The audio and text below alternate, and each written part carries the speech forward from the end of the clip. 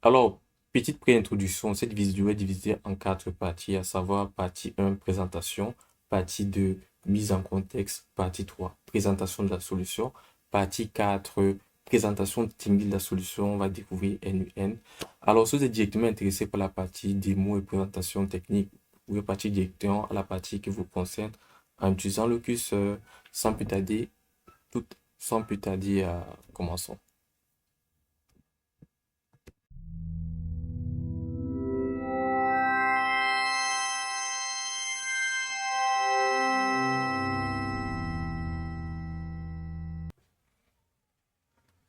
Salut et bienvenue. Dans cette vidéo, nous allons aborder le thème à savoir la numérisation de vos documents comptables pour l'intégration directe dans votre logiciel comptable avec des outils tels que NUN pour l'automatisation, MCP et les agents IA, sans oublier votre logiciel comptable qui peut être soit Odoo, dans notre cas on va utiliser Odoo, qui peut être soit SAP, qui peut être soit QuickBooks, soit Sage. Ça va dépendre de ce que vous allez utiliser. L'avantage ici d'utiliser NUS, c'est qu'il intègre pas mal de capteurs, je crois plus de 7 000, plus de 10 000 même, je pense. Et ça couvre pas mal de logiciels existants aujourd'hui. Odoo est couvert, je pense que ça peut aussi, QuickBook est couvert et plein d'autres sont couverts par ce logiciel. Donc, il vous offre déjà des connecteurs.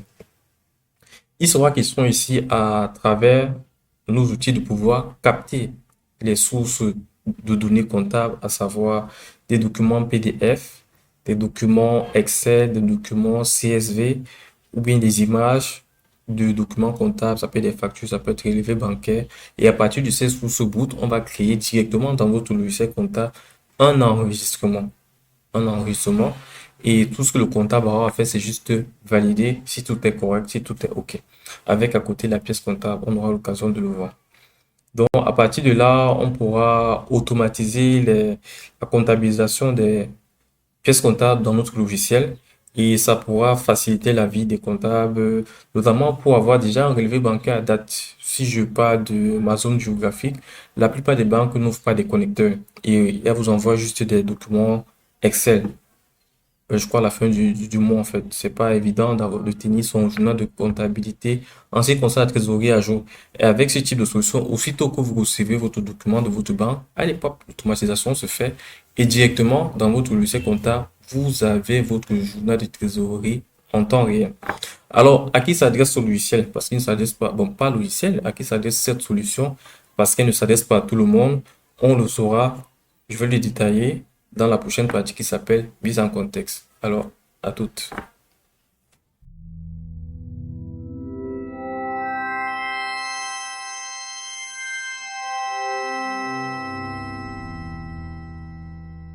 Alors, à qui s'adresse cette solution? Toute solution n'est pas bonne à tout le monde.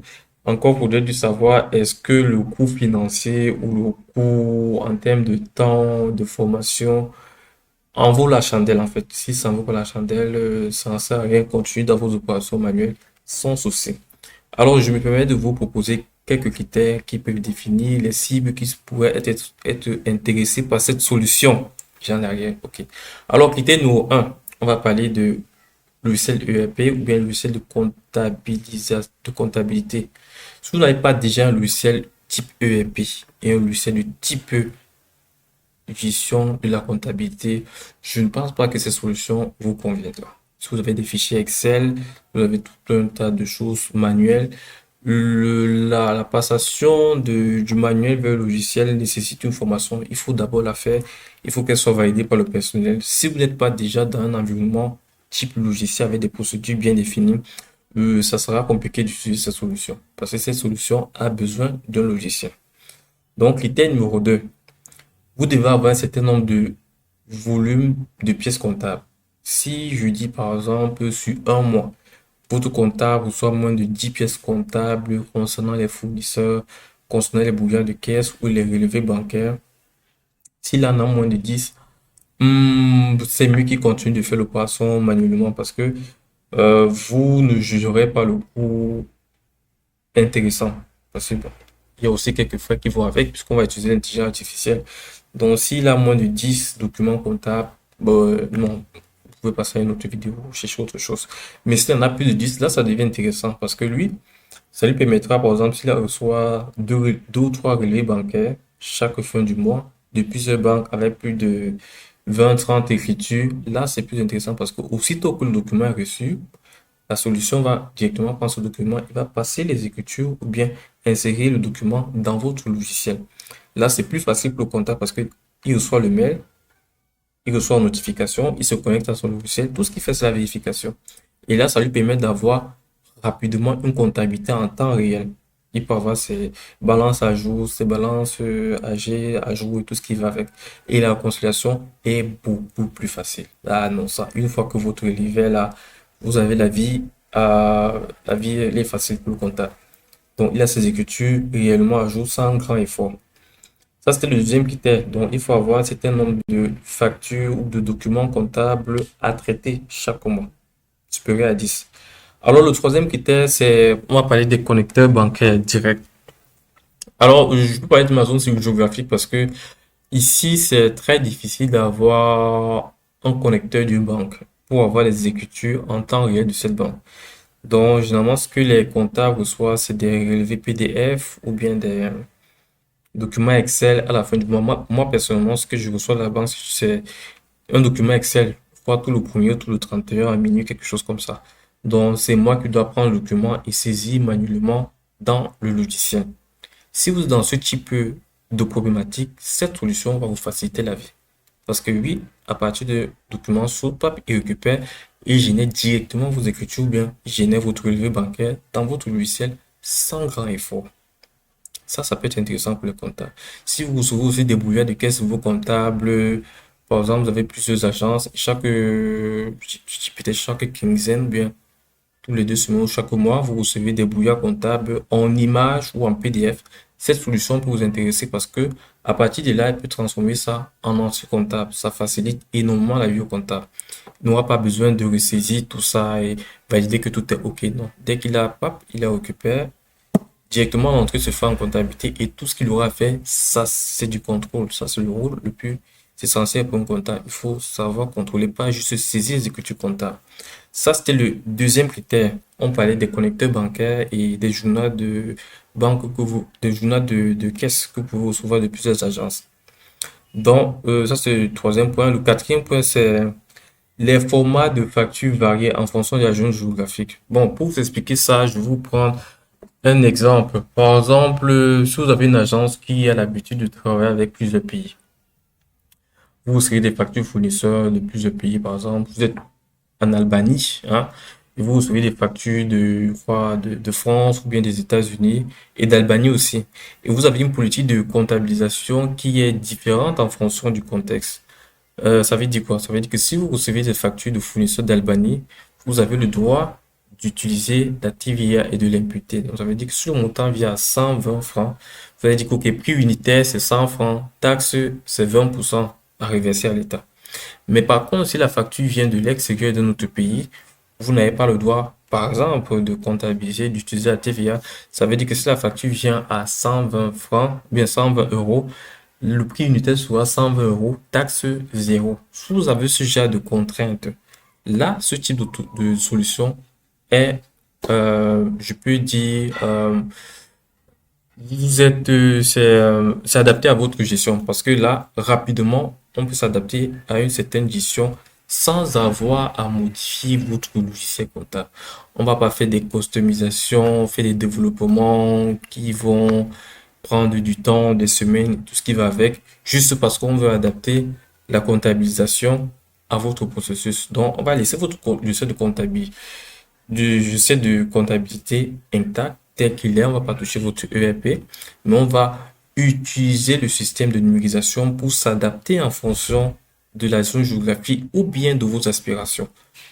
Donc, ça, c'est un game changer. Vous avez ce type de gestion variable en fonction de la zone, en fonction des types de produits pour vos comptabilisations, pour vos comptables. Moi, je vous conseille ce logiciel parce qu'il est de type no-code. Il n'y a pas, on code pas grandement. C'est vrai qu'il faut savoir une connaissance en termes d'algorithme, mais on ne va pas coder grandement et on ne va pas toucher votre logiciel comptable pour lequel vous pouvez avoir une garantie ou un support qui va avec. Donc, c'est transparent pour vous. Donc, ça peut être un game changer. Si vous avez des politiques de gestion de facturation différentes. Alors ça, c'est des critères sur lesquels vous pouvez baser pour définir si ces solutions pourraient être utiles pour vous ou pas. Pour ma part, si vous avez déjà deux critères, la solution vous sera bel et bien utile. Si vous avez juste deux critères sur les quatre, je vous conseille d'utiliser cette solution. Alors, sans plus tarder, on va passer à la démonstration pour vous montrer comment est-ce que le processus de numérisation se passe. Alors, rendez-vous à la prochaine partie.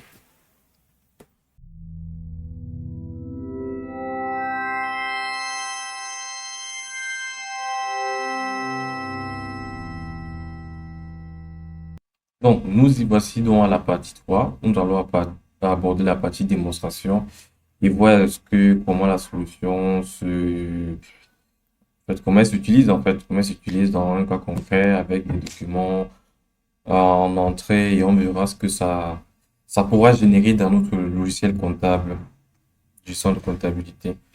Donc, ce que je vais d'abord faire, c'est vous présenter l'environnement de notre logiciel comptable et les documents qu'on va intégrer. Ensuite, je vais vous montrer les deux moyens par lesquels deux moyens qu'on va utiliser en fait pour pouvoir insérer nos documents dans notre comptabilité. Donc là, je vais vous présenter l'instance Odoo que j'ai mise en place. Donc, c'est une instance Odoo Entreprise version 19 que j'ai créée avec une base de données test. Donc, ce que j'ai fait, c'est que j'ai créé mais des choses. Il y a des modules qui sont installés, oui, comptabilité. J'ai installé le module comptable, inventaire. Bon, je faisais aussi d'autres tests. Mais première des choses qu'il faut faire après avoir installé les modules, c'est de venir créer un utilisateur qui va s'appeler NUTN ou quelque chose. Et c'est ici que vous pourrez fixer les limitations, les attributions du système dans votre environnement ou bien dans votre logiciel de ERP ou bien logiciel de gestion comptable. Donc, ça peut être n'importe quel logiciel. Donc, ici, c'est pour ici limiter les accès en fait. Ça veut dire que vous avez un système qui permet de faire certaines choses, mais vous créez un compte utilisateur qui sera limité à faire un certain nombre d'actions, pas plus. Donc, c'est différent de l'administrateur. C'est pas une bonne chose de donner un compte administrateur à un système, même si c'est un 8N et qu'on le contrôle avec les actions qu'il le fait. Donc, moi, j'ai créé un compte N8N que j'ai connecté à mon instance N8N. Pour ceux qui sont intéressés, intéressés par comment est-ce qu'on crée une instance N8N, comment est-ce qu'on la connecte aux différents logiciels pour les mettre en commentaire, comme ça pourra me faire du contenu pour la prochaine fois. Donc, ok, là, le compte est créé. Deuxième chose, on va partir maintenant dans comptabilité. Oui, bon, vu qu'on va aborder la notion de relevé bancaire et de, comment ça s'appelle, relevé bancaire et de journaux de vente et tout ça, donc j'ai donc créé des journaux à cet effet. Donc, j'ai créé des journaux qu'on va utiliser pour passer nos écritures. Bon, par défaut, Odoo crée pas mal de journaux en fonction de l'environnement que vous soyez peut-être au Cameroun, en France. Il va créer un certain nombre de journaux à la base. Et maintenant, si vous pouvez rajouter vos journaux comme vous voulez. Bon, là, j'ai rajouté Horizon Bank. Ici, notre banque test qu'on va utiliser pour notre test. C'est juste Horizon Bank. Donc, si je reviens dans la comptabilité, là. Ah, voilà, un autre point. J'abordais ce point la précédente partie. C'est la notion de connecteur. Ça veut dire que ici, par exemple, si on avait une banque reconnue, en fait, on pouvait utiliser les connecteurs comme ça. On aurait notre comptabilité de banque en temps réel. Donc, pas dire comptabilité des écritures de banque, en fait. On les aurait en temps réel sans avoir besoin de se casser la tête. Mais quand vous êtes dans un environnement qui n'est pas reconnu, ou bien que les banques ne sont pas assez avancées, et aussi, il faut prendre en compte la possibilité de se faire pirater. Donc, moi, je suis au Cameroun. Et si je viens de rechercher parmi les 26 000, bon, si je tape bien, il n'y a pas possibilité. Si je tape Afriland, par exemple, Afriland, il n'y a pas de banque. Si je tape quoi, BGFI, sans publicité, puis, il y a. Par contre, si je tape Société Générale, Société Générale, je suis pas mal ce que je peux trouver un connecteur. Bon, ok, bon, il y en a, mais il n'y en a pas pour le Cameroun. Ça, c'est pour quel pays là? Ah, je sais pas trop. Solder, je vois FS, ça doit être France. LU, ça peut être Luxembourg. Donc, ça peut être assez compliqué. Et il y a même des frais par mois. Ouais, j'en ai même pas parlé. Ok. Ok, donc ça peut être assez compliqué. Donc, ce que nous, on va faire avec cette solution, c'est qu'on va, à partir de fichiers Excel, CSV, nous, on va rapidement intégrer notre relevé bancaire qu'on reçoit chaque fin du mois, chaque premier par mail. Et ça, c'est sans coût additif, vu qu'on vient de le voir. Donc là, c'est mon environnement Odoo. Ça peut être n'importe quel logiciel comptable, ça peut être SAP, ça peut être Sage. Il faut un certain nombre de configurations de base. Donc, vous créez juste des journaux, vous créez un compte à cet effet avec les habitations que vous aurez choisies pour qu'ils ne puissent pas faire n'importe quoi aussi. Donc, c'est pas souci de sécurité.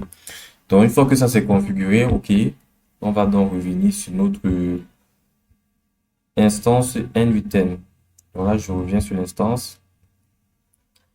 Et oui, d'accord, OK, la documentation. La documentation, je vous montre aussi rapidement ce que j'ai préparé. Ici, j'ai préparé 5 documents en fait, avec 3 factures fournisseurs, une facture cliente, un relevé bancaire. Donc, il y a plus de factures fournisseurs parce que, bon, si vous avez un logiciel comptable, ça veut dire que c'est vous qui émettez les factures. Je pense bien. Bon, ça peut arriver que c'est pas ça.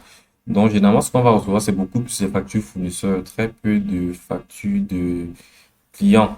À moins que peut-être qu'il y a autre chose. Vous avez un autre logiciel, par exemple, que vous utilisez pour générer les factures que vous allez envoyer à votre client. Donc, il y a ça. Il y a aussi un relevé bancaire de notre banque Horizon Bank. Donc, je peux vous montrer ça avec un peu de détail.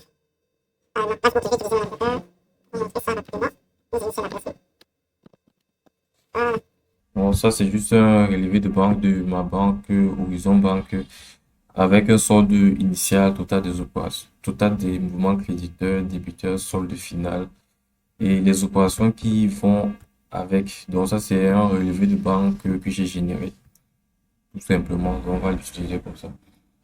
Ok, donc ça, je vous ai présenté le logiciel, je vous ai présenté les documents qu'on va importer. C'est vrai que là, je vous ai présenté que le format PDF, mais on va simuler la capture d'une image qu'on va aussi importer dans notre système. On va voir comment ça se comporte. Maintenant, je reviens donc dans mon environnement N8N. Comment est-ce que ça se passe? Je dois définir les entrées, en fait, les entrées que j'aurais choisies. Quels sont les canaux, ce que vous appelez canaux? Quels sont les canaux par lesquels je peux recevoir mes documents comptables à numériser? Donc, mes canaux ici, pour le moment, je n'ai pris que le canal du mail. Donc, ça veut dire que vous pouvez donner à NUTN les accès à votre messagerie d'entreprise pour lui dire, OK, pour tous les mails qui viennent, par exemple, de ma banque, par exemple, si c'est sans publicité UBA, ça vient de UBA, tu peux récupérer et tu peux lire le contenu. Par exemple, si c'est un fournisseur, tu peux récupérer, tu peux lire le contenu. Mais ce que moi j'ai fait ici, c'est qu'il lit tous les mails et du moment qu'il y a une pièce jointe, il va analyser ces pièces jointes. Donc là, on va juste faire la démo. La prochaine étape, je vais décortiquer le process. Donc là, j'ai pris pour les mails et ici, j'ai pris le formulaire N8N.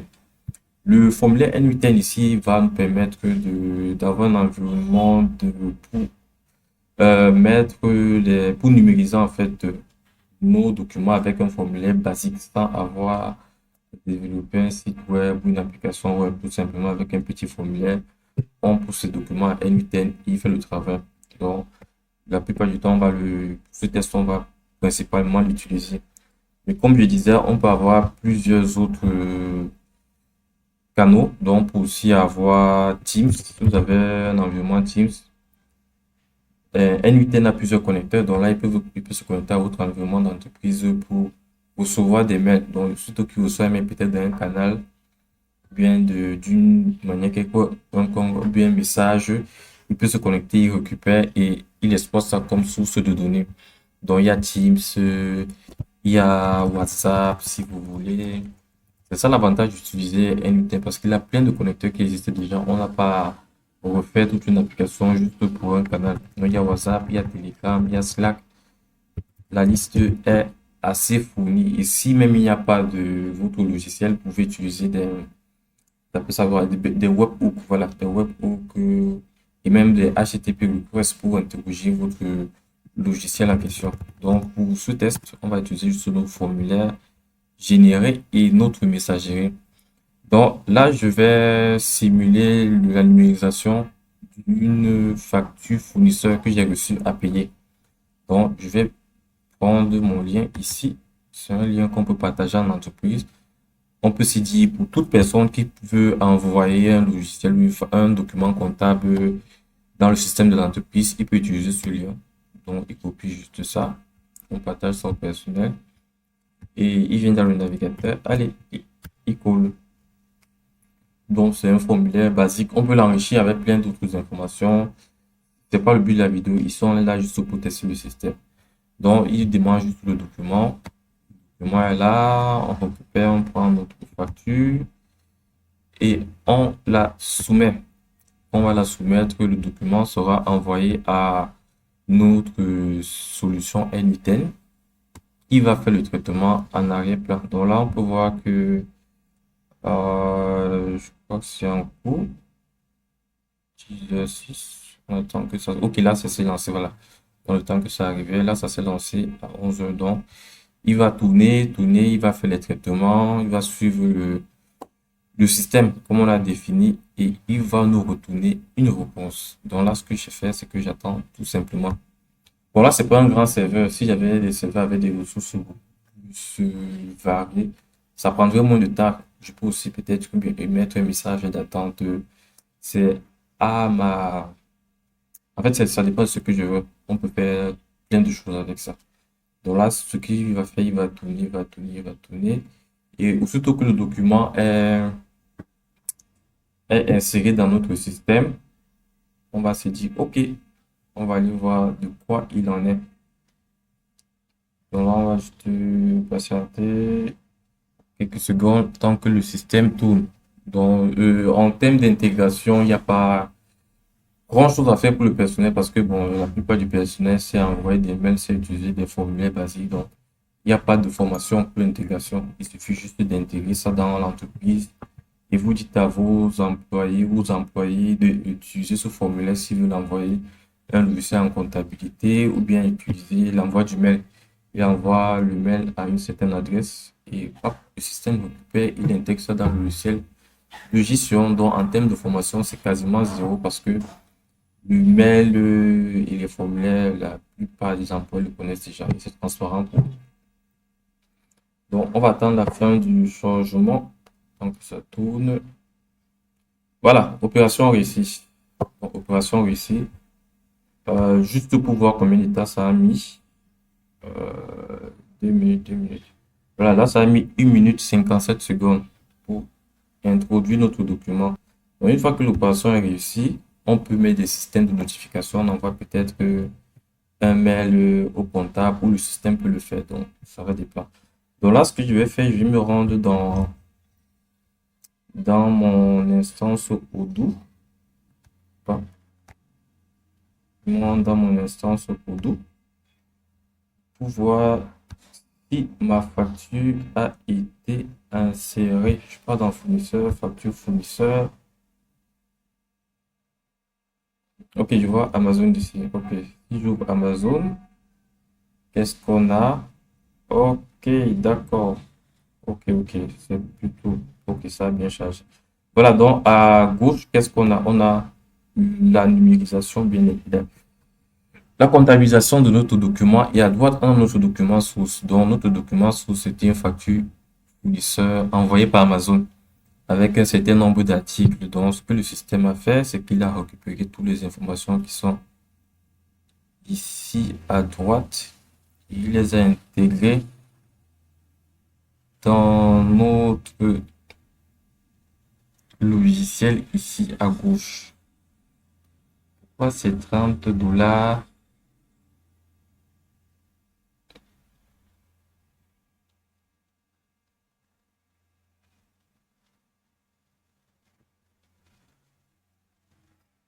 Ok, c'est très bien. C'est très bien. Donc là, on a notre intégration de notre logiciel dans... Donc là, on a l'intégration de notre facture dans notre logiciel de gestion comptable. À droite, on a la facture, Amazon, facture fournisseur, tout ce qui va avec. la date, le mode de paiement et à gauche, on a l'insertion dans notre logiciel de comptabilité en tant que facture fournisseur. Et là, on a quantité. Bon, je vois qu'il y a une différence dans le prix. Pourquoi est-ce qu'il y a ces différences? Ah, ok. Bon, ça aussi, ça fait partie des choses dont je parlais au point 4 du, de la partie précédente. Parce que qu'est-ce qui se passe ici, en fait, c'est que là, j'ai ma facture qui est venue d'Amazon avec 25 $ et la TVA à 20%. Mais il se trouve que dans mon système, il n'y a pas de TVA à 20%.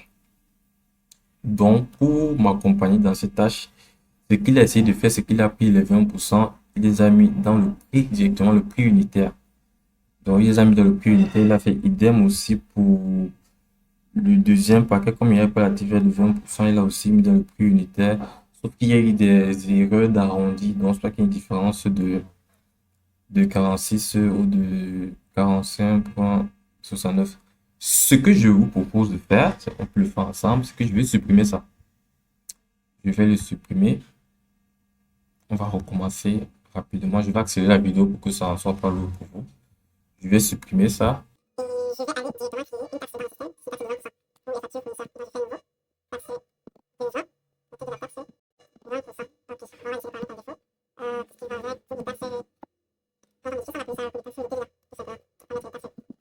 Donc, super, super. On revient là. TVA. Ok, d'accord. Donc là, je vais rajouter. Ah, ça c'est vente. Non, on va mettre ça facture, achat, fournisseur. D'accord. Là, je viens donc de rajouter ma taxe de 20% dans le système.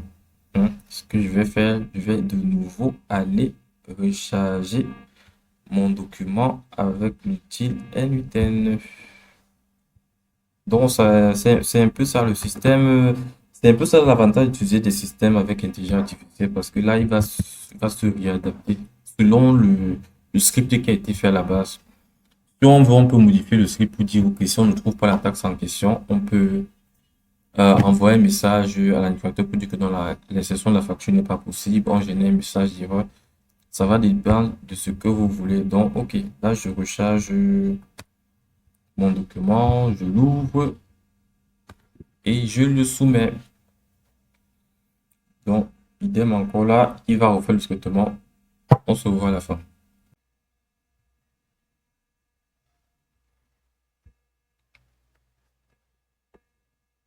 D'accord, d'accord. Ok, bon, comme on peut le voir là maintenant, la taxe de 20% a été prise en compte. Ça veut dire sur chaque ligne, on a 25 ici, on a 25 là, on a 6,67, on a 6,67. Taxe de 20% sur les deux. Et normalement, on devait avoir 46,01. Parce qu'en fait, c'est 46,0008. Donc, on doit arrondir à 1. Et donc, il y a un souci sur ce document. Donc, aussi voir les comptes en comptabilité. Ils ont été utilisés. Là, c'est vente des produits. Souris, tout ça, c'est les ventes des produits. Frais bancaires, bon, ok. Donc, de toute façon, ça, c'est des ventes de produits. Je pense que c'est le compte. Le comptable modifié, je connais pas trop.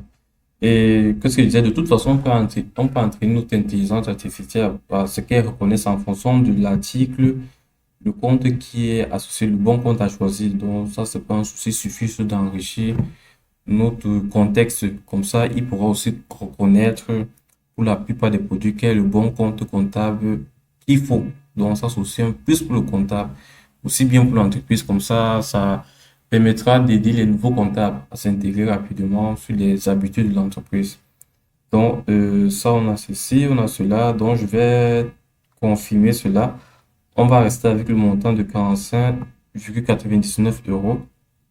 Parce que lui, je vais l'utiliser pour le relevé bancaire. Il faudra qu'on puisse faire la réconciliation. Donc, je vais confirmer ma facture. Facture confirmée. Je vais passer le paiement. Je passe le paiement. Voilà, journal, je prends la banque avec laquelle je vais payer Horizon Banque. Le montant à payer, c'est 45,99. La date, c'était le 10 avril. 10 avril, ok, facture, mémo. créer mon paiement. Voilà. Ce que Odoo va nous montrer tout de suite. Voilà. Odoo nous montre ça en cours de paiement. C'est une fenêtre qui a tendance du moins, un peu perdre ceux qui viennent entrer dans Odoo, ceux qui découvrent Odoo, en fait, en cours de paiement. Ça veut dire que votre paiement a été enregistré. Il est ici, il est associé à la facture, mais il doit être confirmé avec le relevé bancaire de la banque. Donc, ce que les comptables ont l'habitude de faire, c'est de saisir manuellement ou bien d'importer les fichiers internationaux. Mais comme on va le voir plus tard, on va intégrer notre relevé et on pourra faire la réconciliation. C'est une fois que ce montant sera confirmé dans notre relevé bancaire qui va passer à payer. Donc, ça, c'est pour la première facture. On va passer à la deuxième facture. D'accord, ok. Donc là, on va charger document 2. Il y a une facture PDF aussi. On va soumettre et on va voir ce que ça donne. Donc là, après 1 minute 57, 2 minutes d'attente, on va voir dans le résultat. Je suis pas dans mon interface Odoo. Je reviens là. Et je vais chercher Resto le Gourmet, je pense que c'est ça. Ok. Donc, à gauche, on a la date, c'est le 18. Oui, le 18, le mot de paiement. Ah oui, carte bancaire, ça, j'ai pas vu. Carte bancaire. Utiliser la référence facture, échéance le 31. Bon, c'est aujourd'hui. Donc, c'est les informations à modifier. Donc, il a bien reconnu le fournisseur, reste le gourmet, référence facture. Ça, il faudra peut-être le capturer. Ça, j'ai oublié de le capturer. Donc, c'est pas un souci, on peut le faire. Alors, il a occupé les articles formule, coffret, prix 50. Ok, là encore, on peut voir. Ce qui s'est passé, c'est quoi? C'est que la taxe de 10% n'est pas dans notre système. Donc, ce qui fait, c'est qu'il a ramené les 45,45 à 50 directement en prix unitaire. Quitte à ce que plus tard, on rajoute la taxe de 10%. Bon, là, je vais pas le faire, on va continuer comme ça. Et pour le coffret, il a bien pris 10%, taxe 20% qui est disponible au système. Ok, d'accord. Donc, ça fait qu'on a nos 62. Donc, sans but à on va continuer directement avec les autres factures. On va y aller un peu rapidement pour cette partie.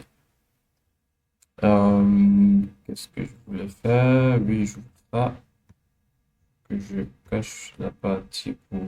Voilà. Ok, je reviens à ceci. Voilà. Je colle ça là. Et je valide. Voilà, là, je vais prendre le troisième document. Mais par contre, cette fois-ci, je vais prendre la capture image facture. Capture image facture. C'est la facture, c'est une facture juste dont j'ai pris l'image. C'est simplement ça, c'est pas plus. Ok, mon image a été terminée, a été chargée, le chargement est terminé. Je pars dans Odoo. Dans Odoo rapidement. Ok, pour ce paiement, oui, la facture est sur le goût. Mais ce qu'on va faire, c'est qu'on va la confirmer puisque tous les informations sont correctes. Et on va passer le paiement dans notre journal Horizon Banque. On dit c'est un paiement manuel 62, mais c'était à la date du document le 18 avril. Donc ça doit matcher avec le relevé bancaire. Nouveau compte bancaire, on va créer le paiement tout simplement. La facture va passer à l'état en cours de paiement. Donc c'est en cours de paiement, on va valider ça avec notre relevé bancaire. Ça doit être la même chose. Ok, voilà, qu'est-ce qui suit? La boulangerie du coin. Ok, d'accord.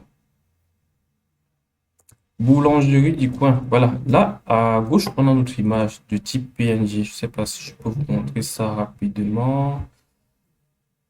Si j'affiche les pièces jointes. Voilà. Ouais, bon, je sais pas si vous voyez, mais c'est une image en fait. C'est pas un PDF. Donc, à droite, on a notre image du 2,50 €. Qu'est-ce qui s'est passé? Bon, comme la dernière pièce, il n'y a pas la taxe de 10% ni de 5,5%. Donc, ce qu'il a fait, c'est qu'il a arrondi les 7,58 à 8 $, 8 euros. Il a mis un prix unitaire.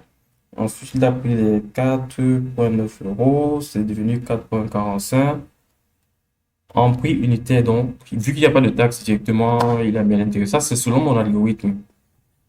Ok, donc ça fait bien nos 12 dollars. On va donc confirmer le paiement et on va confirmer le paiement et on va l'enregistrer. On doit confirmer la facture, enregistrer le paiement, pardon. Horizon Banque, à la date du... c'est qui a la boulangerie du coin?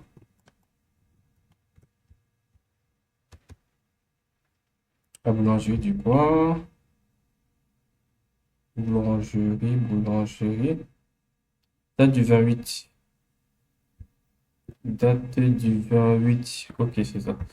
Date du 28 avril. Ok, ça c'est le paiement interne. Et ça sera réconcilié avec notre relevé bancaire. Voilà. Donc, ça, c'est nos trois factures qu'on a chargées avec le système. Donc, on va aller un peu encore plus vite. D'accord, on va continuer sur cette lancée. Mais pour cette partie, on va utiliser une messagerie pour simuler l'envoi d'un mail avec un document. Et notre solution devra être capable de récupérer ce mail. Donc, là, je vais faire ma messagerie Zoho. OK. Je viens sur une nouvelle email. Donc, on repart donc dans notre instance Odoo. Euh, on va dans facturation. Ok, là, on voit qu'on a des écritures qui sont arrivées dans le journal de cash qui correspond au journal de brouillard de caisse.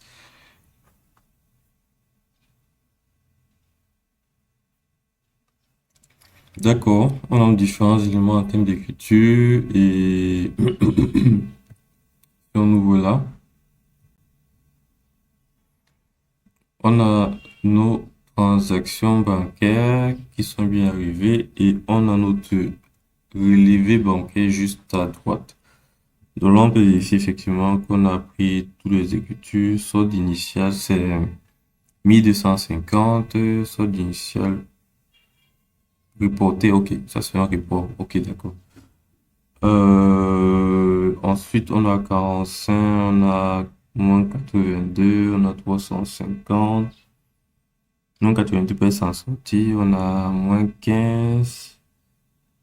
Moins 15, ok, moins 15, moins 42, 112 et 500. Donc là, je pense que c'est bon. Ça, c'est le solde reporté. Donc en fonction de ce qu'on peut faire, on peut l'enlever ou pas. Donc tout simplement. Ok, qu'est-ce qu'on a fait? Ok, c'est bon. On va passer à autre chose. On va maintenant s'occuper comment on appelle ça, du relevé bancaire. Voilà. C'est très important aussi.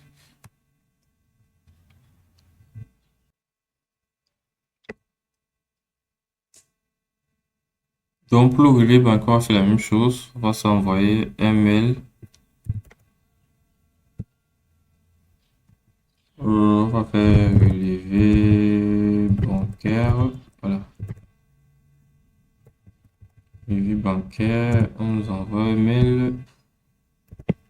Et on va mettre en pièce jointe d'autres documents. Mhm.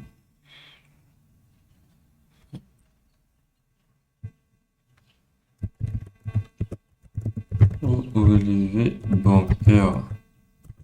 Voilà. On envoie. Ok, c'est bon. On envoie notre relevé bancaire. Donc, même procédure, on attend que NUN détecte notre pièce comptable et fasse le travail.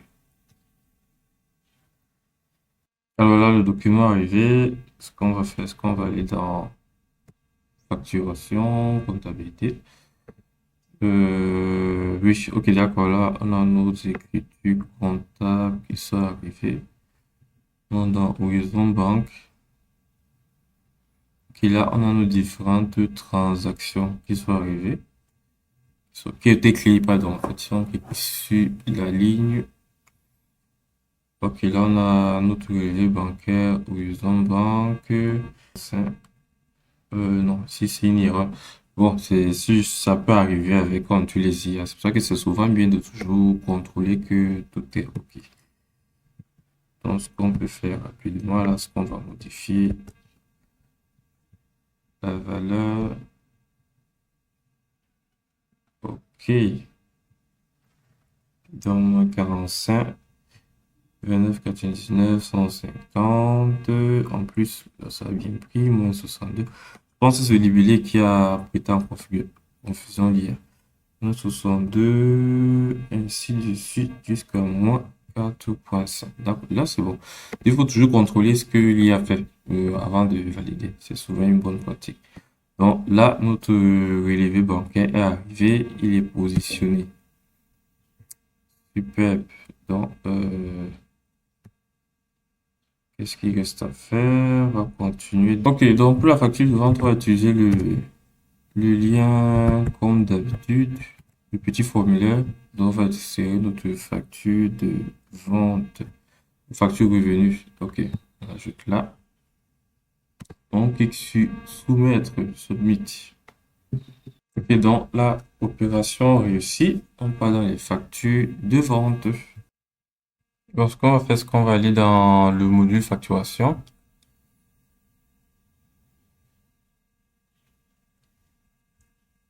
Ensuite, on part dans facture client.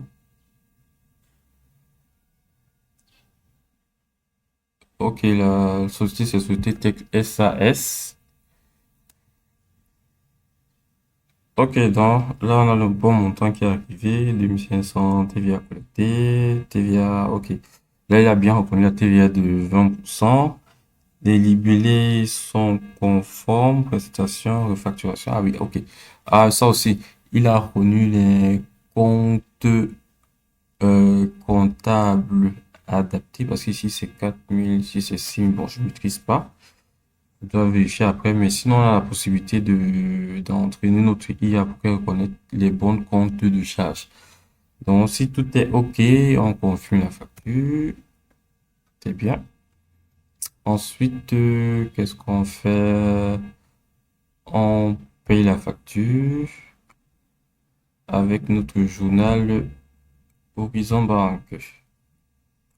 Date de règlement, c'est le 2 avril. Voilà, super. On crée le paiement et c'est bon.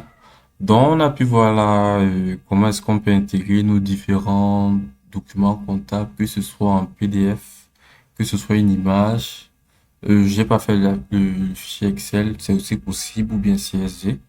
On l'a intégré dans notre logiciel comptable. Pour l'instant, c'est Odoo.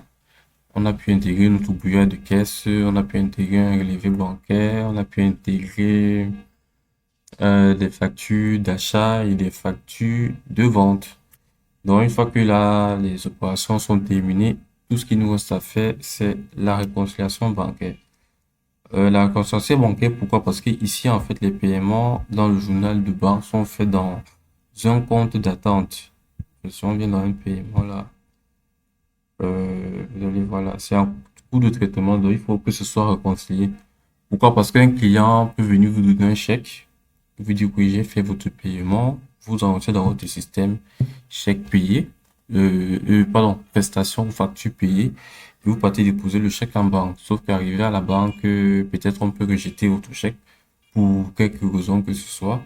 Et le chèque est rejeté. Ça fait qu'il faut que le système soit en phase avec ce qui est dans le système d'information et ce qui est réellement en banque. C'est pour ça qu'on fait souvent la réconciliation pour confirmer effectivement que les paiements qui sont enregistrés dans le système sont conformes avec ceux qui sont dans la banque. Donc, c'est ça qu'on va faire pour confirmer tous les différents paiements qu'on a fait avec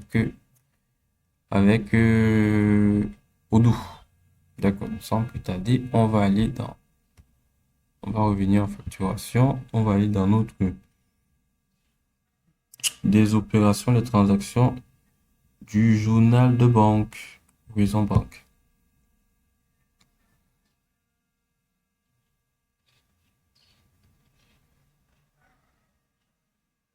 Donc, là, nous avons notre tableau de bord plutôt bien fourni. On a nos ventes, on a nos achats.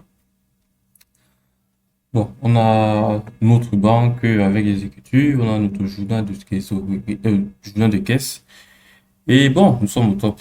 Nous sommes au top. Tout ce qui reste à faire maintenant comptable, c'est d'entrer dans l'horizon le journal de, comment ça s'appelle, le journal de la banque. Et il lui suffit juste de faire des réconciliations en fonction des opérations qui existent déjà. Donc là, c'est 3 000 $. Je peux décider de réconcilier. Bon, je prends d'abord le partenaire. Partenaire, c'est pas société tech, c'est société tech SAS dans notre système. Ok, donc une fois que c'est fait, je peux prendre. Comment ça s'appelle là? Ok, je clique sur réconcilier. Ok, pour le moment, il n'y a qu'une seule facture de 3 000 $. Je clique là, pap. C'est bon. Réconcilier. Voilà, ok, ça que j'attendais. Réconcilier. Donc, là, c'est bon. Je passe ainsi sur l'autre facture, loyer immobilier. Je pense pas que je l'ai dans le système. Je pense pas. Donc, une fois que c'est réconcilié, on vient dans facture client, on vient dans société tech. Voilà, là, c'est passé à payer complètement. Ce n'est plus en attente de paiement, c'est payé. Ça veut dire que là, c'est bon, on a notre facture. Et ce qu'on a renseigné dans notre système, c'est effectivement ce qui est dans notre compte bancaire. Donc, je vais faire de même avec les autres factures. Voilà, on a quoi? 12 $ 62 et 46 pour Amazon. Ok, donc je reviens à la tableau de bord. Historique de banque. On avait 12 $. Ah, c'est ça. Ok, ça c'est boulangerie, je pense. Boulangerie, quelque chose. Boulangerie, voilà. Je pense que c'est lui. Et une fois qu'on l'a sélectionné, on clique sur conseiller, il n'y a qu'un seul document. Ok, super. 12 €. Voilà. Check que c'est bon. Payable. Clique là. Ok, c'est bon. Donc là, la réconciliation, c'est vraiment c'est facile. Donc, on a notre système qui est à jour. Et le comptable est rassuré qu'effectivement, ce qu'il a enregistré, c'est effectivement ce qu'il y a dans son compte bancaire. Donc, il y avait 12,45, je pense 62, si je me rappelle bien. Parce que tout le gouvernement partenaire. Hmm, resto. Voilà, là, c'est plus propre. On a une comptabilité super réconciliée, il n'y en a qu'un seul. Voilà, super. D'accord. Réconcilier les traits. Donc, pourquoi c'est lettré? Pourquoi c'est lettré? Ok, d'accord, c'est à voir. Généralement, c'est quand c'est passé. Bon, je vais voir, peut-être je fais une erreur.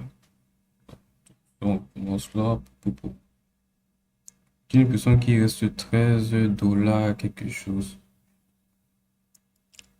Achat resto le gourmet, 62.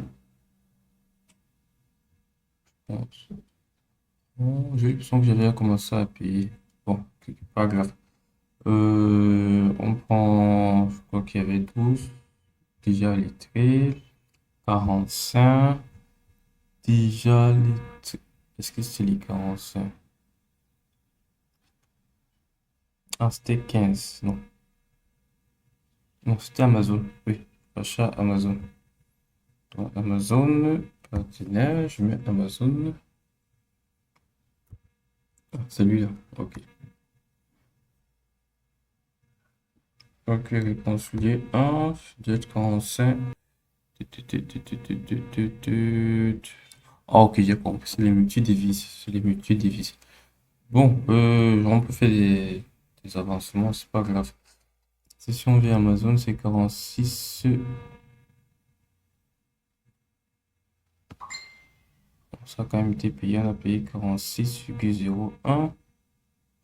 Montant du zéro.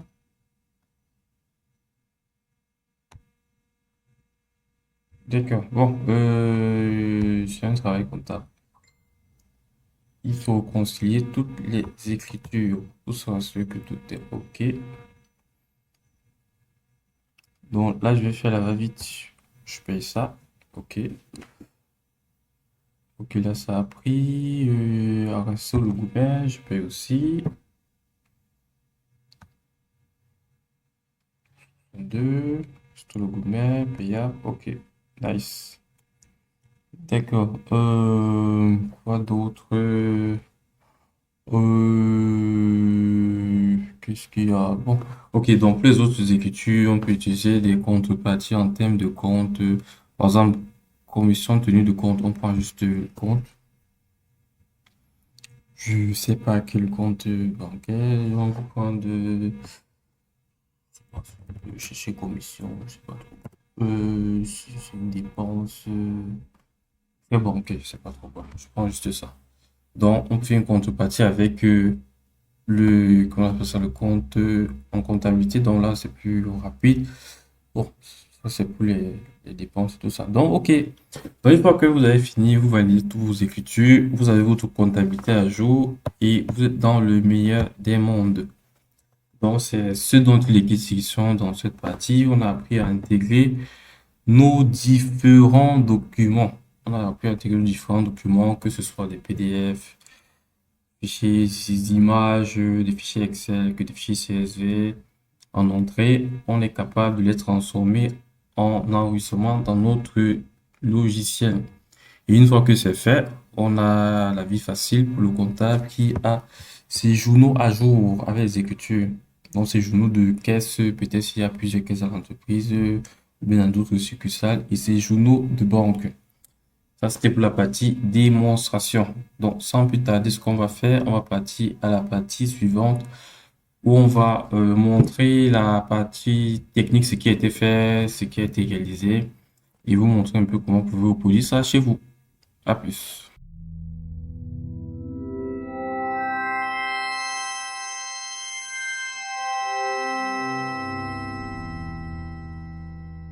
Nous voici donc rendu à la quatrième étape. Il est question ici d'ouvrir le capot et de vous présenter la solution technologique qui a été utilisée, les différents outils qu'on a utilisés pour parvenir à ce résultat. Donc, bien évidemment, j'ai utilisé Anytel, qui est la solution ici. Ça, c'est mon flux, le workflow en fait que j'ai utilisé pour faire tout cela. Donc, je vais décrire ici étape par étape ce que j'ai utilisé et ce que ça fait pour arriver au final l'intégration de nos documents comptables dans notre solution logicielle. Dans notre cas, qui est Odoo. Donc, en entrée, qu'est-ce qu'on a? On a quoi? Ok, bon, oui, comme je l'ai expliqué en entrée, on a, on a deux portes d'entrée. Ici, on a le mail à qui j'envoie les messages. Et ici, on a aussi notre formulaire Excel que je peux, formulaire web que je peux utiliser pour envoyer directement les documents. Donc, comme je vous l'ai dit, vous pouvez utiliser ce que vous voulez, vous pouvez utiliser Telegram, vous pouvez utiliser Teams. Il y a pas mal de connecteurs qui existent à ce jour. À vous le choix. Donc, vous choisissez ce que vous voulez en termes de connecteurs entrants pour recevoir votre document. Donc, ça, c'est la partie récupérer la pièce jointe. Ici, on peut récupérer par mail. Ici, on peut récupérer par formulaire. Donc, une fois qu'on a notre pièce jour, notre pièce comptable sous format numérique qu'on récupère, on fait des petits traitements et on le transforme en... Bon, ok, allons-y ensemble. Je vais exécuter un workflow, simplement. Je vais prendre la facture de charge que j'ai pris tantôt, charge 3,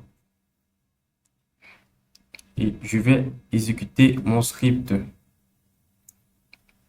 Voilà, d'accord. Donc là, il se lance. C'est vrai que j'aurais souhaité un peu l'arrêter pour qu'on parte pas à pas. Ok, arrête-toi, arrête-toi, arrête-toi. De toute façon, il va s'arrêter quelque part. Ok. Donc, ok, là j'ai passé mon document, il a été récupéré. Là, j'ai mis dans un petit node. Question de transformer. Oh, ok, j'indique juste la source, que c'est une type de type forme. J'indique sur la source que, ok, j'ai reçu ce document par le formulaire et non pas par le email. Ici en haut, j'ai renseigné, voilà, source email. Bon, une fois que j'ai mon document qui est déjà chargé dans N8N, qu'est-ce que je fais ensuite? Je détermine le type de fichier. Et comment est-ce que je le fais? Ok, je détermine le type de fichier. Ça veut dire que je prends dans Get Data, en fonction du document, j'ai la possibilité d'extraire le MIME type, oui, type de fichier. Donc, si c'est un PDF, si c'est un fichier Excel, ainsi de suite. Donc, je récupère le MIME type de mon fichier. Je récupère la société. Bon, ça, c'est des informations fixes que j'ai récupérées. Et ensuite, qu'est-ce que je fais? À partir de là, je crée plusieurs portes de sortie. Si c'est un PDF, sortie 1, si c'est ici en bas, c'est quoi? Si c'est un CSV sortie 2, si c'est un XLS sortie 3, si c'est un fichier Excel X sortie 4, si c'est un JPEG sortie 5, ainsi de suite jusqu'à si c'est un PNG. En fonction des sorties, le traitement sera différent dans le sens où je vais utiliser un node différent. Donc, si c'est un CSV, je vais utiliser le node CSV to text. Si c'est un PDF, PDF to text. Donc, comme j'ai chargé tout à l'heure un PDF, il a pris plutôt la route du haut.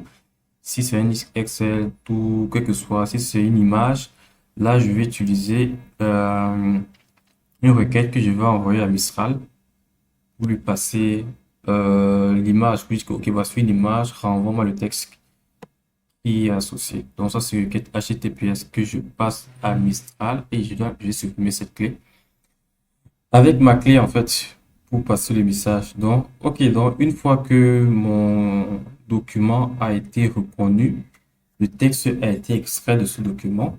Prochaine étape. Prochaine étape, qu'est-ce que c'est que la prochaine étape? C'est texte to binaire. Ok, j'ai occupé juste le texte, je pense. Ouais. J'ai occupé juste le texte. Ok, une fois que c'est fait, voilà, la plupart du temps, j'utilise Mistral. J'ai préféré utiliser Mistral parce que déjà, c'est une intelligence artificielle qui est très optimisée dans la reconnaissance du texte dans les images et les documents. Donc, il est très optimisé. Et aussi, le point selon lequel je voulais que ce soit un workflow qui s'adapte à n'importe quel LM, pas forcément ceux qui sont les plus connus, à savoir Claude et à savoir Gemini ou bien encore qui d'autre là, ChatGPT. Les coûts sont souvent très élevés avec ces IA, même si le travail est plus performant. Mais bon, je voulais utiliser une petite IA pour dire que c'est possible aussi avec les petites IA. Donc là, j'ai pris Mistral. Ça, c'est un nœud d'extraction que j'utilise toujours dans NUN. Ce nœud me permet de déterminer ce document. Est-ce qu'il est de type facture, dans ce qu'on prend le workflow du haut, ou bien est-ce qu'il est de type prélevé bancaire ou brouillard de caisse. C'est juste ça que j'ai fait ici. Donc, c'est là on va utiliser, on a notre première utilisation de notre node IA. Ça veut dire que je passe ce texte-là, tout le texte qui a été extrait. Donc là, vous pouvez le voir, tout le texte qui a été extrait de mon image par Mistral, de mon PDF bon, ça c'est pas NUTN. Tout le texte, je lui dis, OK, à partir de ce texte, est-ce que ce texte correspond à un type de document? Je lui dis, reprends un, si c'est une facture, deux, si c'est un relevé ou un brouillard de caisse. Donc là, il a répondu 1 pour me dire que ce texte correspond à une facture. OK, donc une fois que c'est fait, il va prendre le chemin du haut pour dire que nous sommes dans le workflow des factures. Si c'était un relevé, on prenait le workflow du bas. D'accord, donc une fois qu'on a pris l'information du haut, je vais définir ici ce qu'on appelle les données auxquelles je m'attends. Je vais définir un JSON pour dire, OK, si tu trouves l'intelligence artificielle à travers euh, un node extracteur de NUN, je vais dire, OK, Je t'ai passé un texte, tu le reçois. Quelles sont les informations que je veux de ce texte? Ce sont les suivantes. Je veux le nom de la société expéditeur, je veux le nom de la société destinataire, je veux la date de la facture, je veux le délai de paiement, je veux la monnaie, je veux toutes les lignes de la facture sous format ci, nom, quantité, prix unitaire, UOM, taxe, remise, sous total. Total acheté 100, total taxe, montant, c'est bon. Vu que c'est une facture, il va facilement reconnaître ces données. Donc ça, c'est un autre de type extraction. Et qu'est-ce qu'il me donne à partir de ce texte? Il me donne toutes ces informations-ci. Nom, société expéditeur, la boulangerie, société destinataire, M. Jean Dupont qui est ma société, date de la facture, délai de paiement, la monnaie, la reconnue c'est en euros, les lignes, il a trouvé deux lignes, la ligne pour l'assortissement de mini-viennoiserie, la quantité, il a récupéré, prix unitaire, taxe, remise, sous total. Si vous avez vu la partie démo, vous voyez bien qu'ici, il a reconnu la taxe, mais plus tard, il va la changer en prix unitaire puisque la taxe n'existe pas dans notre système Odoo. Donc, total acheté, total taxe, tout a été reconnu. C'est parfait. On continue. Maintenant, la partie suivante, récupérer ID partenaire de type facture. Bon, là, c'est un peu plus long. Ici, les questions ici à partir du texte que j'ai reçu, de récupérer l'idée du partenaire. Ça veut dire que dans notre système Odoo, il y a déjà un partenaire qui existe dans notre base de données. Et le type de facture, est-ce que c'est une facture achat? Est-ce que c'est une facture vente? Bon, pour déterminer le type de facture, j'ai utilisé un petit node avec un peu de code, pas beaucoup, un peu de code, un peu de code, un peu de code. Donc, ça me permet de déterminer en fait si les données en fait que j'ai récupérées déjà sous format JSON, est-ce que c'est une facture ou pas? C'est juste ça que je vais déterminer. Ou simplement, c'est juste un petit code, c'est pas compliqué. Donc, c'est un peu ça. Ensuite, à partir de ce que j'ai fait là, ça me permet de savoir si c'est déjà une facture ou pas. Invoice data, type data, est-ce que invoice data, ok, je passe invoice data et ici type data. Ok, donc si c'est similaire, c'est juste pour savoir ce type de mouvement. C'est des petits traitements que je fais avant le grand traitement. Donc, une fois que j'ai mes données JSON et je connais si c'est un mouvement de type facture ou bien vente, là maintenant, je peux passer à l'étape où je récupère l'idée du partenaire. Ok, récupérer l'idée du partenaire, ça veut dire quoi? Ça veut dire qu'on doit interroger notre base de données Odoo. Et c'est là d'où vient la puissance des intelligences artificielles avec des technologies telles que MCP. Pourquoi? Parce que si je le faisais avec le développement, je vais dire que, ok, je récupère le nom de l'expéditeur. Une fois que je l'ai récupéré, vu que c'est une facture entrante, ça veut dire que c'est une facture cliente. Donc, je vais prendre le nom de l'expéditeur qui est mon client. Je vais aller interroger ma base de données Odoo pour lui demander est-ce que la boulangerie du coin existe. C'est une première requête. Odoo va me retourner, je vais faire une requête search.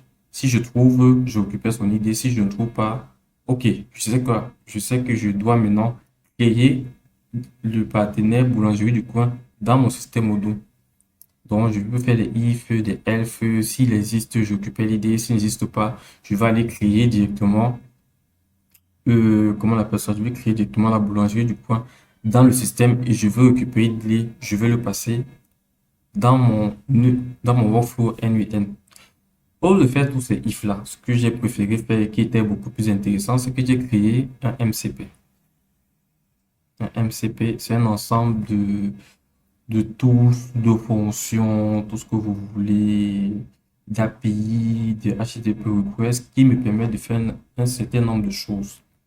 Et avec les MCP, j'ai la capacité d'enrichir une LLM en termes d'action. Ça veut dire qu'au-delà de répondre à mes questions, au-delà de faire des petits traitements de notre LLM, dans notre cas Mistral, pour aussi faire des actions à ma place.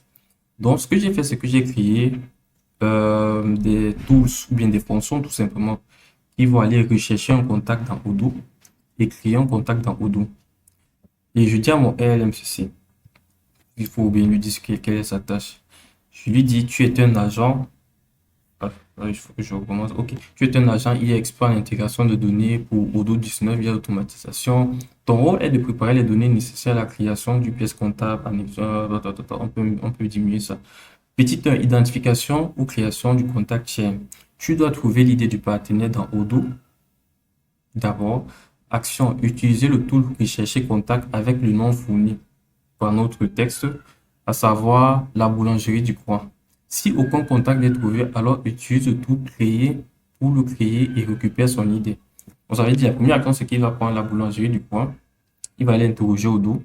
Si Odoo, il va interroger Odoo pour lui demander est-ce que ce nom existe. Odoo va dire oui. Dans ce cas, il me renvoie l'idée. Odoo va lui dire non.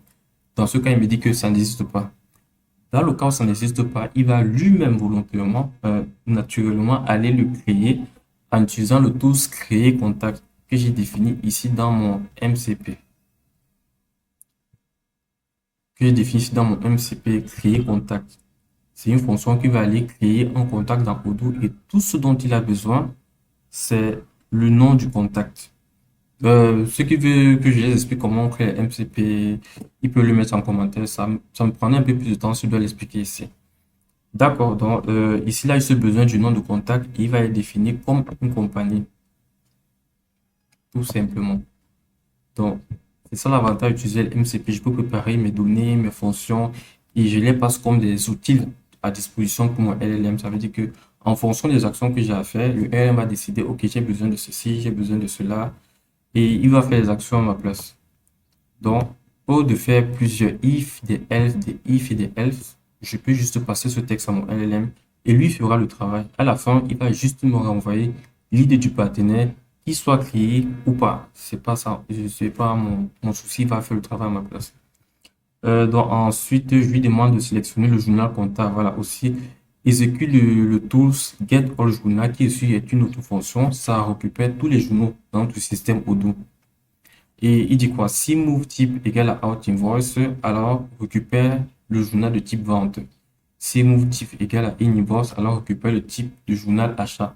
Donc déjà, j'ai pas besoin de me casser la tête pour récupérer le bon journal. En fonction des données qui entrent, tu vas dire ok, ça, c'est les ventes, je récupère le journal des ventes. Ça, c'est les achats, je récupère le journal des achats.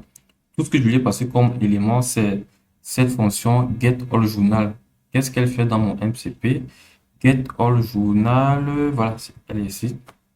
Son rôle, c'est de récupérer toute la liste des journaux, tout simplement, qui ne sont pas de type général, donc j'ai mis opérations diverses à côté. De m'occuper le mot de compte, la banque, le nom du journal et le type du journal, si c'est vente ou si c'est achat. Et c'est le LLM qui va prendre la décision pour dire que, ok, en fonction des données que tu m'as envoyées, voici le journal qui correspond le plus à ce que tu veux faire. Donc, il va m'occuper le journal. Sélection de la devise. Ok, ça aussi, oui. Il va aller récupérer la devise directement dans le système guide de la devise avec la fonction getCurrency qui renvoie tous les devises qui sont disponibles dans Odoo. S'il n'y a pas de devise, il va prendre la première devise disponible. Donc, s'il n'y a que l'euro, il va prendre l'euro.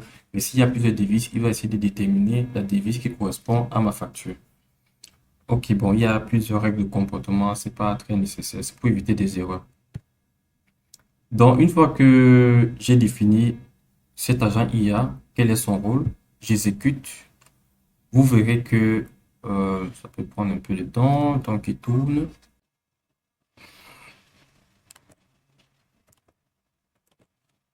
Ok, le travail est terminé. Mon intelligence artificielle m'a renvoyé les données sous un format output type JSON string. C'est pas très lisible. Par le passé, j'ai utilisé require specific output format, mais je vous le conseille pas. En fait, il y a quelques petites erreurs. Donc, je préfère faire l'extraction manuelle, le temps de mieux maîtriser cette option. Donc, l'extraction manuelle avec mon extracteur, toujours avec mon LLM. Qu'est-ce que ça me donne à partir de ces données? Je lui dis, OK, récupère-moi juste le partner ID, le move ID, le journal ID, le currency sous format-ci. Donc, il va juste dire ce que je lui ai envoyé. Il va bien me traiter ça. Voilà. Donc, ça veut dire que pour ma facture, le partenaire, c'est 102. Move type, c'est invoice. Journal ID, c'est 2. Currency, c'est 126. Partenaire ID, qu'il soit créé ou pas, l'IA va faire le travail. Il va le créer. S'il existe, il va juste récupérer Le partenaire. Donc, ça, c'était pour la partie récupération, partenaire, type de facture. On a vu aussi devises et tout ce qui va avec.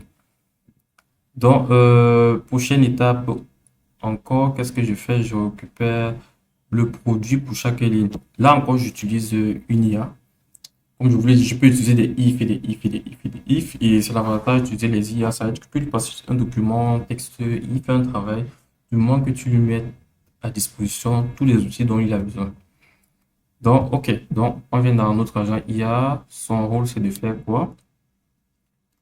On vient dans le système message. Identification du produit et compte. Donc, il récupère le product ID, le account ID, en utilisant les tools rechercher produit, créer produit et récupérer les comptes revenus, charges. Ça, c'est des fonctions que je lui ai passées. Donc, il ajoute ces valeurs dans la ligne correspondante. Donc, juste ici, ce qu'il va faire, c'est qu'il va récupérer l'idée du produit avec ce que je lui ai passé. Si l'idée existe, tant mieux, il récupère le produit.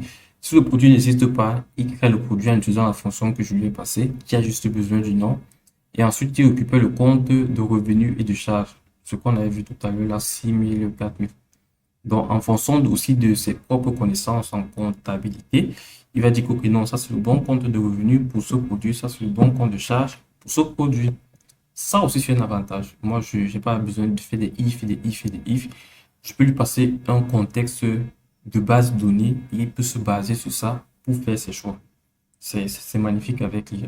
Ok, donc vérification de la taxe calcul et du prix. Logique conditionnelle en utilisant le tool Get All Tax. Get All Tax envoie juste la liste de tous les taxes du système. Ce qui va faire, ce qui va déterminer est-ce que la taxe qu'on m'a passée existe dans le système. Si tel est le cas, il récupère l'idée de la taxe et il la garde. Mais s'il n'y a pas de taxe, comme on a vu tout à l'heure, il n'y a pas 5,5%, ce qu'il va faire, c'est qu'il va recalculer le prix unitaire en intégrant la taxe à l'intérieur. C'est super magnifique. Donc, on l'a vu dans la démonstration comment ça marche. Ça veut dire que il se réadapte en fonction du contexte. C'est ce qui est fait dans la deuxième partie. Donc, ça veut dire que pour chaque produit, il va récupérer l'idée du produit, le compte comptable, soit de charge, soit de revenu, et aussi, il va récupérer le prix unitaire et l'idée de la taxe si elle existe. Donc, il va faire le travail à ma place. Donc, si j'exécute ceci, qu'est-ce qu'on a?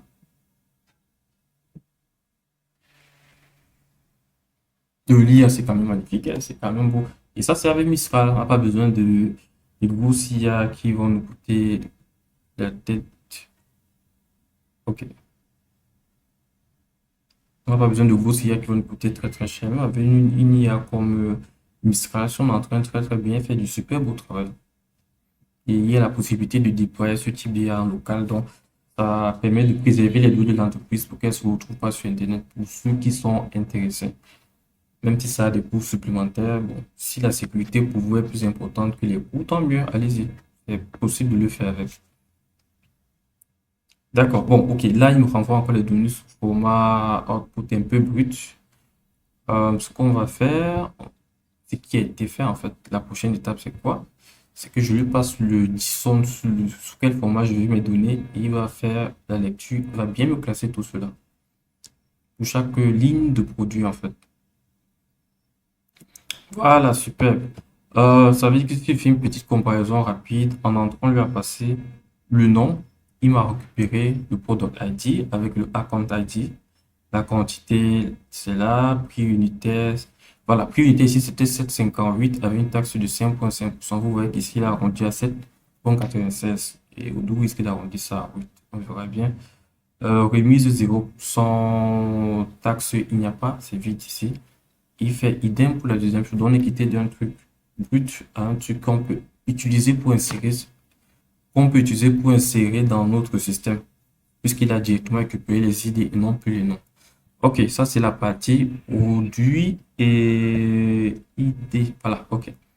Une fois qu'on a ces informations, ce qui est déjà super bien, on peut passer à l'étape suivante, création de la facture. Voilà, d'accord.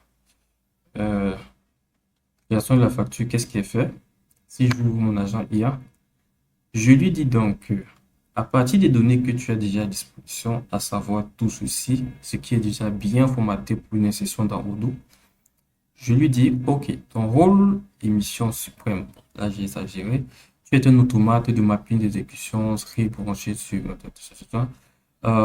utilisation du tool obligatoire, tu dois utiliser HTTP créé. Bon, ce script est un peu plus long parce qu'il y a une petite contrainte dans Odoo et j'étais obligé de le modifier pour lui dire exactement ce qu'il doit faire pour créer la facture. C'est pour ça que c'est un peu plus long. Mais si on n'a pas besoin de prompt aussi long ou peut-être d'autres logiciels.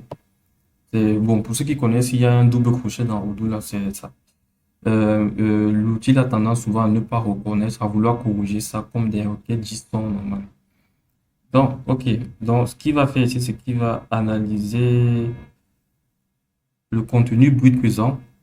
Il va faire un map, il va faire correspondre plus ou moins les informations aux paramètres entendus par le tool HTTP création facture. Et il va analyser la réponse brute pour récupérer l'idée. Et il va me dire s'il a réussi à faire l'opération ou pas. Donc, on va rapidement ouvrir HTTP créer une facture. HTTP créer une facture, c'est ça. C'est le tool que j'ai passé à mon LLM. Et c'est un tool qui permet de créer. Bon, il y a des particules doivent flotter. Il exécute poste pour créer une facture dans Odoo, tout simplement. Donc, tout ce que je lui demande de faire, c'est de récupérer les données que je lui ai passées tout à l'heure et de le mettre sous ce format-ci. Sous ce format-ci, comme ça, il s'exécute, il passe les informations dans Odoo, ça crée la facture, Odoo lui récupère l'idée et il me passe cette idée. C'est tout simplement ça. MCP, c'est quand même magnifique. C'est quand même beau à voir. Ça m'évite de faire beaucoup de if, not if et de faire des traitements pour transformer les données pour qu'elles soient adaptées à mon système. Donc, il va faire le travail à ma place. Moi, tout ce que j'ai à faire, c'est l'exécuter. Il va faire plusieurs tâches. Il va adapter les données, il va les formater, il va exécuter ma requête HTTPS. Et dans le résultat arrivé, là, il me dit résultat succès. Bon, c'est pas très visible. On va continuer sur le nœud suivant avec mon extracteur. Je lui demande de prendre le message et l'idée de la facture, tout simplement.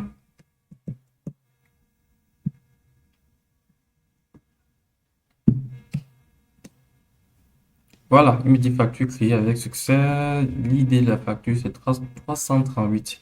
Vous savez que la facture a déjà été créée dans Odoo, comme on l'a vu précédemment. Une fois que c'est fait, maintenant, on peut mettre en place, si la facture existe, dont la facture a été créée, dans ce cas, on continue dans notre workflow habituel. Donc, on va ajouter la pièce jointe, mais si la facture n'a pas été créée, ce qu'on va faire, c'est qu'on peut envoyer un message ici en haut, différent. Donc, on a un circuit différent ici en cas d'erreur.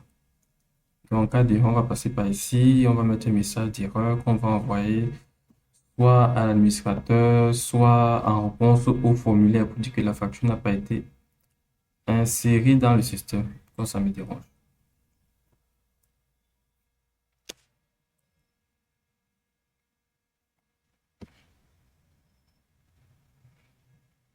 D'accord. Donc, dans notre cas,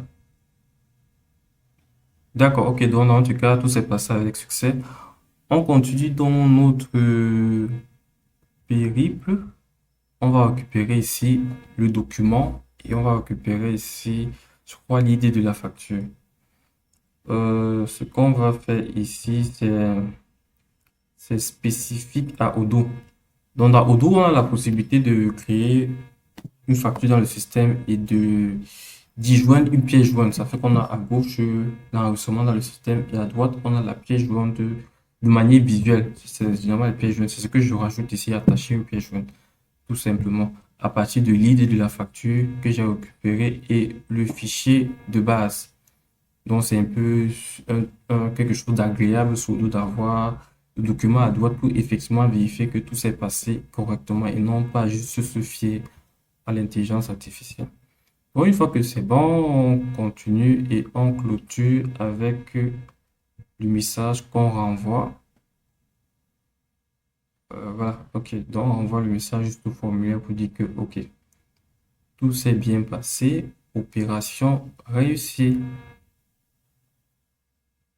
Voilà, opération réussie. Donc, si on veut, on envoie un message sur Telegram à l'administrateur veut dire qu'un nouveau document a été inséré. Si on veut, on peut faire tout un tas d'actions comme ça dépend de l'objectif visé.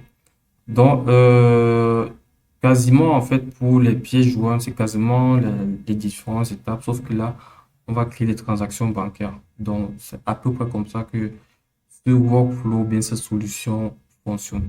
Libre à vous de la refaire, la réintégrer quand vous voulez. Moi, ce que je vais faire, c'est que je vais essayer de transformer ça en template.